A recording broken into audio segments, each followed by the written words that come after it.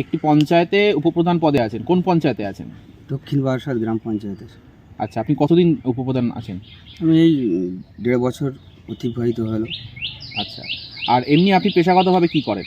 আমি চাষ করতাম এবং রাজমিস্ত্রিও কাজ করি এবং মানুষের পাশেও থাকি হুম।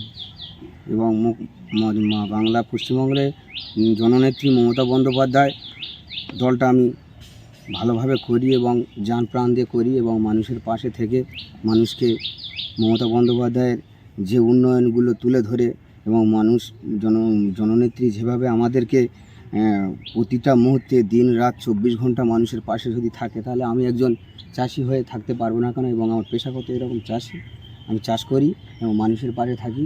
জনগণকে কোনো একটা টাকাও নেওয়া হয় না এবং যেভাবে জনগণ পায় তার জন্য আমি বিডিও থেকে নিয়ে যাই এবং পঞ্চায়েতের গিয়ে কীভাবে মানুষ উপকৃত হবে সেই কাজ করি আমি।